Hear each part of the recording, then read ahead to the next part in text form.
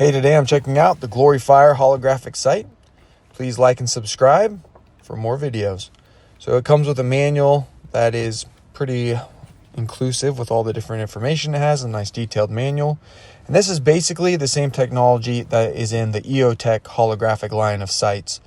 And it comes with a little metal circle there that you can use for adjusting the windage and elevation, and you can also use it for adjusting the tightness of the QD mount. So it's got an included built-in QD mount.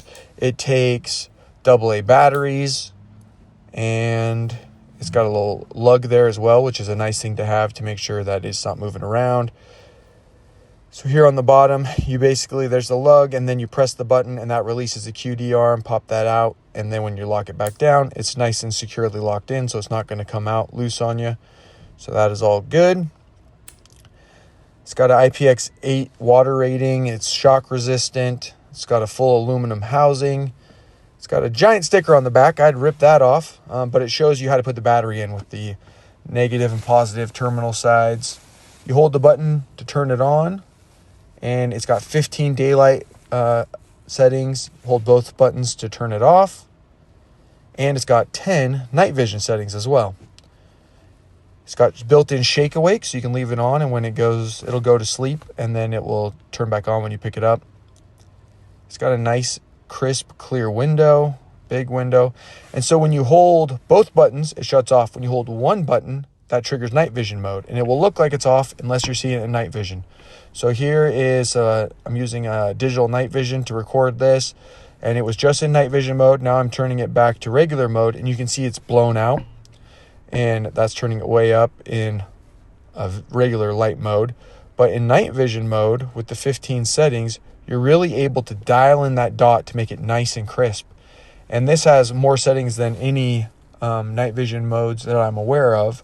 So that's a really cool feature to have. So you can get that just perfectly tuned if you're a night vision user. And if you're not using night vision, the night vision mode looks like the dot is off. But to actually turn it off, you hold both buttons. And to change between night vision and regular vision mode, you just hold one button. So that could be a little bit tricky if you're not being careful. But they both, underneath the buttons, say night vision. Hold both at the same time will turn it totally off. Like I said, one button will turn you to night vision. And so it's got this battery cap that's got a little rubber gasket to seal it so it's watertight. And it also has a little strap connecting it to the body so you won't lose it. On that battery cap, you see the minus symbol that shows you which direction to orient the battery. There's also little markings on the back, plus and minus, to help you know which way to orient the battery. So that's pretty handy. And AA batteries are cheap and available and easy to find and use. And if you use a lithium battery, you won't have the problem of the battery corroding inside your optic. And you normally have longer battery life as well with those. So you tighten that down. And at least on mine, when I get it perfectly tight, it orients the minus side the same every time. So I can kind of tell just based off of the horizontal minus symbol that I've got it fully tightened down, which is important for the water tightness. But overall, I think it looks nice. I think that the aluminum construction is really similar in look and function to the new EOTech EXPS3. So that's a good thing that they've decided they don't need a shroud. So let's throw it here on this pistol. And it's really easy to get on and off with that QD lever. So you just open up the lever and it kind of just rocks on and push the lever down. And it's got a nice tight lockup. And if you need to adjust it looser or tighter, depending on the tolerance of your rail, you can adjust that on that bolt on the side.